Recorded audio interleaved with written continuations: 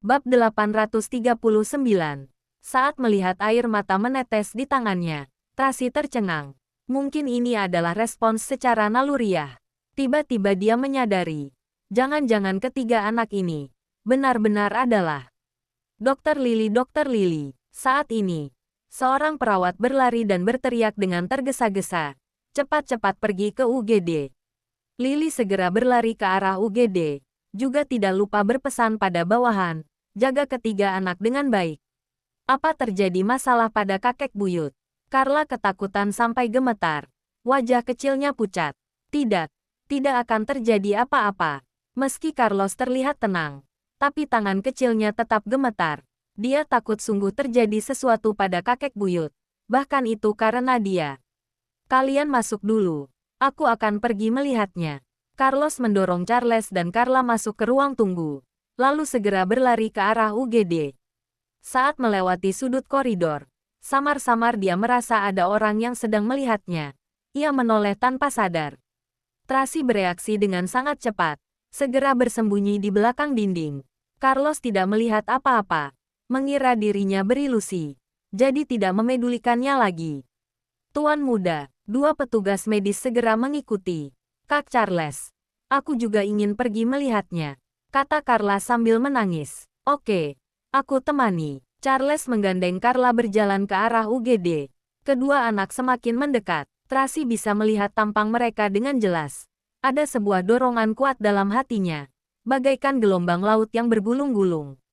Jantungnya berdegup sangat kencang seperti seekor binatang buas, hampir melompat keluar dari dadanya. Saat ini, dia hampir yakin mereka adalah anak-anaknya. "Mami, mami." Tiba-tiba, Roxy yang berada dalam pelukan Carla mengepakkan sayap, berteriak dengan penuh semangat. Carla terkejut sampai bergidik, menghentikan langkah, berbalik dan melihat sekeliling. Charles tercengang, menoleh tanpa sadar. Masih belum sempat merespons. Tiba-tiba Roxy terbang seperti anak panah. Roxy Carla segera mengejarnya. Tracy segera bereaksi, menghilang dengan cepat bersembunyi di lantai atas. "Mami, mami." Roxy berputar-putar di area tangga, seperti kehilangan arah terus terbang dan mencarinya. Tracy bersembunyi di belakang tidak berani keluar. Tapi saat melihat bayangan beo kecil itu dia sedikit tergerak. Peliharaan kecil itu punya intuisi dan cerdas seperti anak kecil, bisa mengenalinya. "Mami." Hewan sangat sensitif. Dengan sangat cepat Roxy menemukan Tracy, terbang ke arahnya dengan tergesa-gesa. Tertangkap, tiba-tiba sebuah tangan menangkap Roxy dari belakang. "Tuan putri, ini untukmu."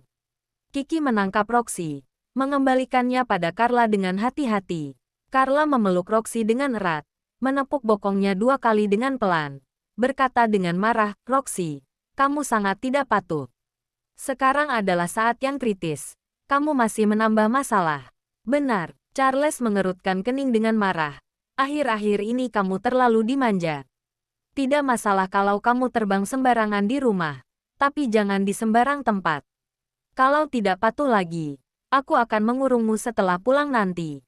"Mami, mami." Roxy terus berteriak ke arah lantai atas. "Jangan asal berteriak." Charles mengira, karena hari ini Roxy mengikuti Carlos ke villa sisi utara untuk mencari mami, maka ia terus memanggil mami. Dia takut rencananya akan ketahuan, maka segera menghentikannya. "Jangan asal berteriak. Tutup mulutmu." Roxy menutup mulutnya dengan sedih. Tidak berani asal bicara lagi. Hanya saja, kepala kecilnya yang berbulu terus menoleh. Mata kecilnya terus melihat ke lantai atas. Ekspresinya sangat tidak rela. "Cepat jalan. Kita lihat bagaimana kondisi kakek buyut." Carla memeluk Roxy, berjalan ke arah UGD dengan cepat. Charles menoleh dan melirik ke arah pandangan Roxy, tapi tidak menemukan apa-apa. Jadi ia tidak banyak berpikir. Ia pun pergi mengikuti Carla. Bab 840. Setelah mereka pergi jauh, barulah Tracy keluar. Saat melihat sosok kedua anak itu, cahaya rumit melintas di sorot matanya. Naomi dan Paula yang terus bersembunyi di arca tangga juga keluar. Keduanya melihat Tracy dengan hati-hati, tidak berani bicara. Setelah beberapa waktu, barulah Tracy kembali ke akal sehatnya, berbalik dan pergi. Setelah naik ke mobil, Naomi bertanya dengan pelan, Apa kembali ke Villa Ocean Wild? Ke Villa sisi utara. Tracy menundukkan kepala terus berpikir. Kalau begitu, bukankah Tuan Daniel akan segera tahu bahwa kita tidak kembali ke negara Emron? Tanya Naomi dengan pelan. Kamu kira Daniel begitu lemah? Tracy tersenyum dingin. Seharusnya dia sudah tahu dari awal. Naomi tidak berani banyak bicara. Lepaskan Danny. Tracy memberi instruksi. Katakan padanya. Windy akan segera menghubunginya. Saat itu tiba suruh Windy datang mencariku. Baiklah. Naomi segera mengaturnya. Nona Tracy maksud Anda. Tuan Daniel sudah tahu kita menangkap Danny. Paula mencoba bertanya. Selain itu, dia akan segera melepaskannya Windy. Dia cerdas. Tracy tersenyum dingin. Seharusnya dia sudah tahu. Sudah tidak bisa disembunyikan lagi. Daripada terus ditutupi. Lebih baik terus terang. Kalau begitu, apa kita mau terus menyelidikinya? Tanya Paula. Tidak perlu. Tracy menyipitkan mata. Memikirkan sesuatu. Aku akan menunggunya datang untuk memberikan penjelasan padaku. Mengerti. Daniel mendarat di bandara kota Bunaken. Thomas datang menyambut dan melaporkan. 1 jam yang lalu, Danny sudah dilepaskan. Sesuai dugaanku, Daniel memberi instruksi. Lepaskan Windy. Baiklah, Daniel segera mengaturnya. Setelah dibebaskan, Windy pasti akan pergi mencari Danny. Takutnya dia akan segera menghubungi Nona Tracy. Tiba saatnya. Ryan mengingatkan dengan hati-hati. Takutnya masalah saat itu tidak bisa disembunyikan lagi. Memang sudah tidak bisa disembunyikan lagi. Daniel mengerutkan keningnya dengan erat. Sekarang, mungkin dia sedang menungguku untuk memberinya penjelasan. Kalau begitu, masih belum saatnya. Daniel sangat tidak berdaya. Tiba-tiba Tuan Besar terjadi masalah. Semua rencana harus ditunda. Ryan tidak berani bicara. Jika tidak terjadi masalah pada Tuan Besar, mereka akan menjemput Tabib Hansen. Lalu menggunakan masalah ulang tahun Tuan Besar untuk memancing Devina dan Linda datang. Membeberkan kejahatan mereka berdua, lalu menjelaskan kejadian saat itu pada Tracy. Dengan begitu, mungkin masih ada sedikit harapan. Tapi, tiba-tiba terjadi masalah pada Tuan Besar. Semua rencana menjadi kacau. Apa langsung ke rumah sakit sekarang? Tanya Thomas dengan hati-hati. Ya, Daniel menjawab. Tutup semua informasi. Tidak boleh ada yang tahu sesuatu sedang terjadi pada Tuan Besar.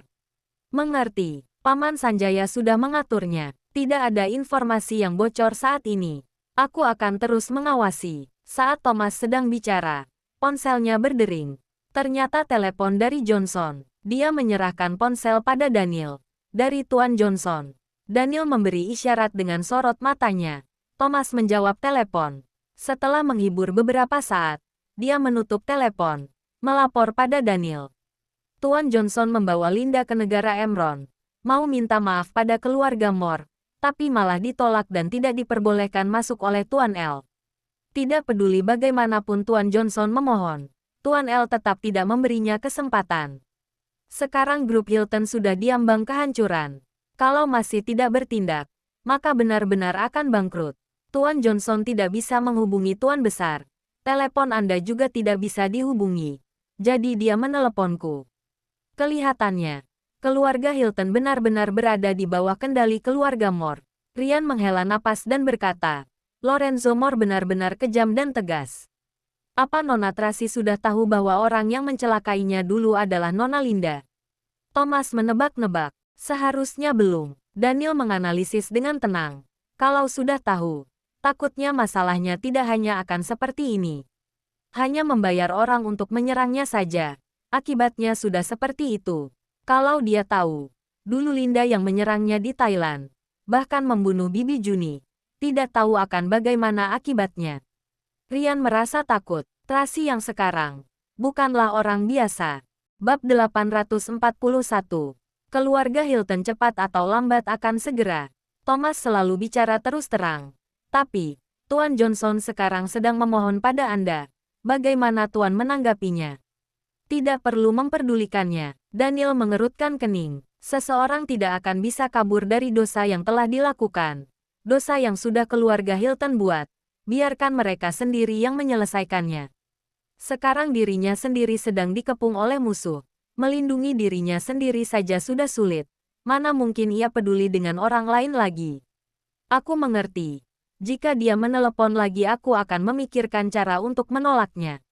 Thomas menganggukkan kepalanya. Tidak lama kemudian, mereka tiba di rumah sakit. Lily sedang menunggu di pintu. Ketika dia melihat mobil Daniel, dia langsung bergegas menghampirinya. Tuan Daniel. Bagaimana? Daniel melangkah menuju ke dalam rumah sakit dengan cepat. Masa kritisnya sudah lewat, Lily berkata dengan serius. Tapi, situasi saat ini masih sangat berbahaya.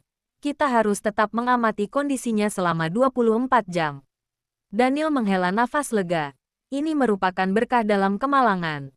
Yang terpenting adalah tidak mengancam nyawa. Sebenarnya apa yang terjadi? Bukankah baik-baik saja? Kenapa bisa terjatuh?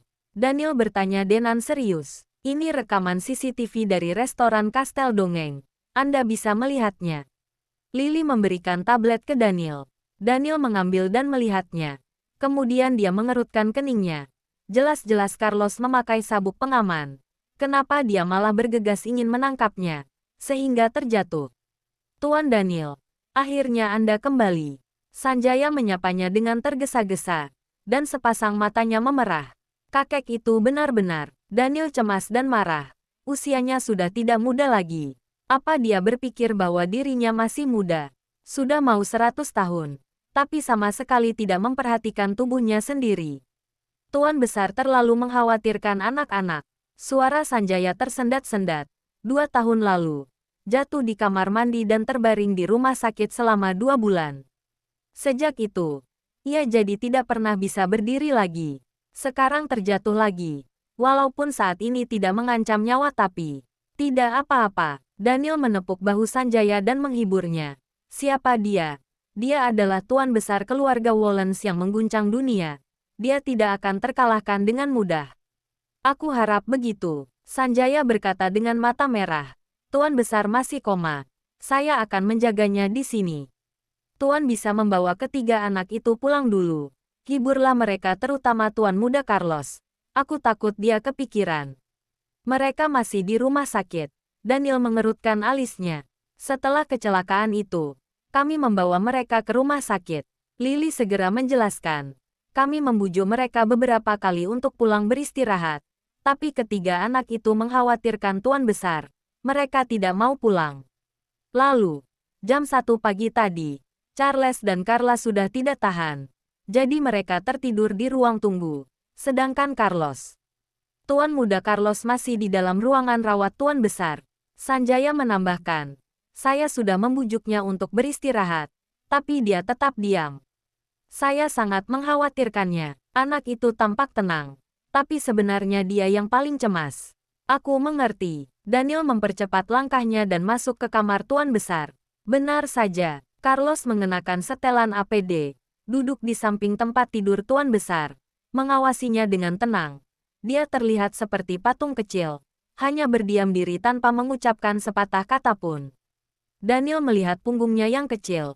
Dia tidak bisa menahan perasaan sedih. Kemudian mengambil napas dalam-dalam.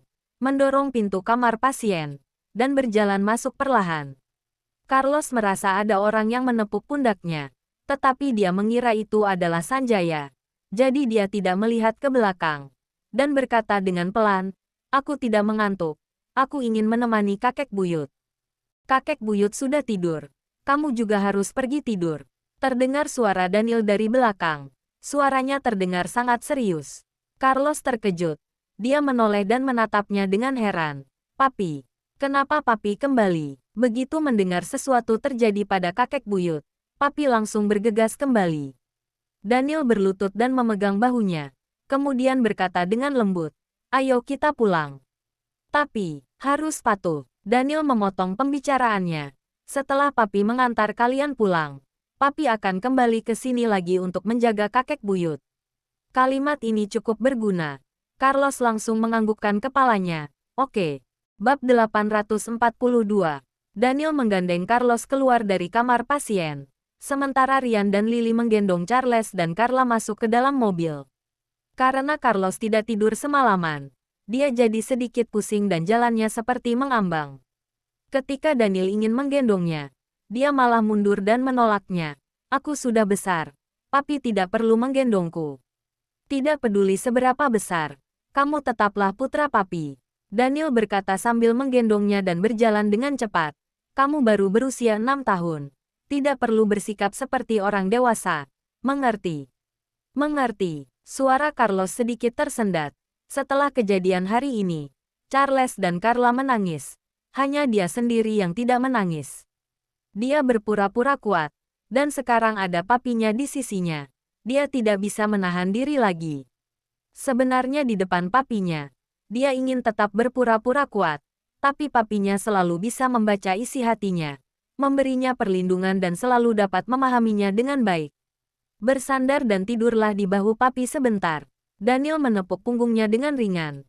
Ada papi di sini. Jangan takut, bahkan jika langit runtuh papi akan tetap melindungimu.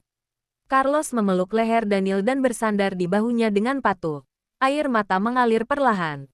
Tetapi tidak ingin ada yang melihatnya, jadi dia dengan cepat menyekanya dengan tangan kecilnya. Masalah ini bukan salahmu. Daniel berbicara dengan pelan. Kamu jangan menyalahkan dirimu sendiri. Iya, Carlos menjawab dengan suara yang sangat pelan. Tidurlah. Daniel menepuk punggungnya dengan ringan. Membujuknya untuk tidur. Karena ada papi di sampingnya, Carlos merasakan rasa aman. Dia yang sudah lelah seharian, perlahan-lahan tertidur. Daniel menggendong Carlos ke dalam Rolls-Royce limousine. Ketika Charles dan Carla digendong masuk ke dalam mobil, mereka tiba-tiba terbangun dan keduanya mulai menangis. Huhuhu. Daniel buru-buru memeluk mereka berdua, menepuk punggung mereka dengan ringan, dan membujuk mereka untuk tidur. Ketiga anak itu bersandar di pangkuan Daniel dan secara perlahan mulai tertidur. Daniel menatap mereka. Suasana hatinya tiba-tiba menjadi tenang. Asalkan ada anak-anaknya. Bahkan jika akhir dunia tiba, dia tetap memiliki cukup keberanian untuk menghadapinya. Mobil melaju perlahan menuju Bukit Haruna. Rian melapor dengan suara pelan. Tuan Daniel, Nona Victoria memanggil panggilan video. Seharusnya ingin mencarimu. Ponsel Daniel tidak aktif karena kehabisan daya. Jadi Victoria menelpon Rian. Victoria tidak pernah terlibat dalam urusan keluarganya. Dan sekarang dia mencarinya. Tampaknya keluarga Hilton benar-benar sudah tidak punya jalan keluar. Tidak peduli bagaimanapun, dia berutang budi pada Victoria. Ketika orang lain yang memohon bantuan, dia bisa mengabaikannya. Tetapi ketika Victoria yang memohon padanya, dia tidak bisa mengabaikannya. Memikirkan hal ini, Daniel memberikan perintah, kirimkan pesan. Katakan padanya besok aku akan menemuinya di restoran Hotel Phoenix pukul 6 sore. Baik, Rian segera mengirimkan pesan. Daniel membawa ketiga anak itu pulang, menghibur mereka untuk tidur, meminta Lily untuk merawat mereka di rumah, dan bergegas kembali ke rumah sakit Prima bersama Rian. Di perjalanan, Rian tiba-tiba berseru. Lampu di villa sisi utara menyala. Daniel membuka jendela mobil dan melihat ke atas. Memang benar, villa di sisi utara itu terang benderang. Tracy Moore sudah kembali. Thomas menelepon. Rian buru-buru menjawab dan menyalakan pengeras suara. Tuan Daniel, seperti Anda duga, Denny sudah dibebaskan. Windy juga sudah pergi mencarinya. Mereka berdua seharusnya sudah bertemu. Thomas melaporkan. Ya, Daniel menjawab dengan datar. Tidak usah pedulikan hal ini. Lindungi tuan besar di rumah sakit. Baik, setelah menutup telepon, Daniel menginstruksikan, beritahu Hartono dan yang lainnya. Lakukan yang terbaik untuk melindungi ketiga anakku. Jangan biarkan orang asing mendekati mereka. Baik, Rian tentu saja tahu apa yang dimaksud oleh Daniel. Dia takut keluarga Moore akan datang merampas anak-anak itu. Daniel melihat keluar jendela. Sorot matanya sangat rumit. Dia tahu bahwa Tracy akan segera mengetahui kebenarannya. Tapi dia tidak tahu bagaimana reaksi Tracy nanti. Dia hanya berharap bahwa masalah ini tidak akan berdampak kepada anak-anak. Anak-anak itu tidak bersalah. Bab 843. Di villa sisi utara, Tracy Moore mengenakan gaun putih panjang. Wajahnya yang cantik terlihat tenang. Dia bersandar santai di sofa, memegang tablet di tangannya, dan sedang melihat informasi ketiga anak itu. Dia sudah melihatnya selama beberapa jam, melihatnya berulang-ulang. Setiap foto, setiap video, Setiap paragraf teks ia baca dengan sangat teliti dan tidak ada yang terlewat. Waktu berlalu sedikit demi sedikit. Dari larut malam hingga fajar, Tracy Moore tidak tidur sepanjang malam. Dia tampak tenang, tetapi sorot matanya terlihat sangat rumit. Nona Tracy, Windy sudah datang. Paula secara pribadi mengantar Windy. Tracy akhirnya mengalihkan pandangannya dari tablet, duduk tegak dan memerintahkan, "Masuk." Baik, Windy berjalan dengan ragu-ragu. Dia terlihat sangat gugup, bahkan sedikit merasa takut. Tapi, ketika melihat Tracy, dia tertegun sejenak.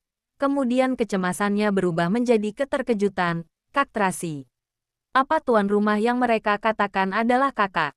Jangan takut, tidak ada yang akan menyakitimu." Tracy menatap Windy. Tanpa sadar sorotan matanya berubah menjadi lembut. "Apa kamu baik-baik saja? Apa mereka menyakitimu? Maksudmu Presdir Daniel?" "Mereka tidak menyakitiku. Mereka hanya menahanku dan Belinda di sebuah villa dan kemarin malam baru membebaskan kami." Windy memandang Tracy dengan gelisah.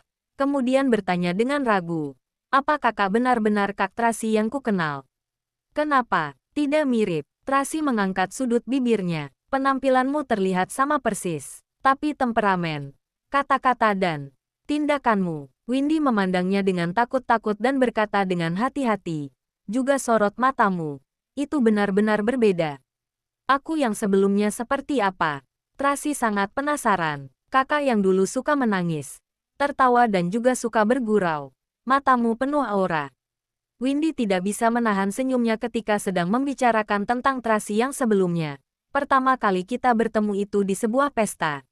Aku ditindas oleh orang. Tanganku terluka. Atasanku memaksaku untuk bermain piano di atas panggung. Kemudian kakak datang membantuku. Lalu apa yang terjadi lagi?" Tracy sangat tertarik dengan masa lalunya.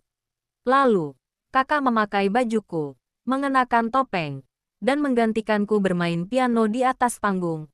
Windy menceritakan masa lalunya dengan penuh semangat. "Karena itu, aku bisa mendapatkan kesempatan kerja lagi. Tapi sayangnya, karena luka di tanganku belum sembuh, aku tidak bisa bermain piano. Jadi aku pergi bekerja paruh waktu di Bar Kaisar. Kemudian, kita bertemu lagi di MRT. Saat itu kakak sedang menganggur. Hidupmu sangat sulit. Jadi kakak meminta bantuanku untuk mendapatkan sebuah pekerjaan. Lalu, aku memperkenalkan pekerjaan menjadi seorang pianis. Tapi ternyata kakak juga tidak boleh bermain piano. Jadi aku membawamu bekerja paruh waktu di Bar Kaisar." Setelah sampai di sini, Windy bertanya dengan hati-hati, "Apa kakak tidak ingat hal ini?" "Aku tidak menyangka. Aku benar-benar pernah bekerja di Bar Kaisar. Pantas saja tempat itu terasa tidak asing." Tracy berbicara pada dirinya sendiri. "Apalagi yang kamu tahu?" "Aku." Windy menjadi sedikit lebih waspada. "Kak Tracy, kenapa kakak mengubah nama keluargamu? Di mana Bibi Juni?" Dia mulai ragu. Apakah wanita dingin dan menawan ini benar-benar Tracy yang dia kenal? "Ibuku berasal dari keluarga Moore. Aku mengubah nama keluargaku menjadi nama keluarganya." Tracy tersenyum. "Tidak apa-apa. Tunggu saat kamu mempercayaiku. Baru kita bicarakan lagi. Aku akan minta seseorang mengantarmu kembali." "Maaf." Windy merasa sedikit malu dan canggung. "Keluarga Wallens membuatku takut. Jadi aku sangat berhati-hati sekarang. Aku sangat berharap bahwa kakak benar-benar Kak Tracy yang kukenal dulu. Setidaknya ini dapat membuktikan bahwa Kak Tracy masih hidup dan tidak dibunuh oleh orang." Setelah mengucapkan kalimat terakhir, suara Windy sedikit tersendat. "Dibunuh?" Tracy tiba-tiba mengangkat alisnya. "Apa maksudmu?" "Saat itu ada seseorang yang ingin membunuhku." Windy menatapnya dan buru-buru menundukkan kepalanya. Tidak berani sembarangan berbicara lagi. Tracy yang dia kenal tidak pernah memiliki ekspresi dan sorot mata yang begitu menakutkan. Jangan lupa like, comment, and subscribe ya. Terima kasih. Tunggu terus kelanjutannya.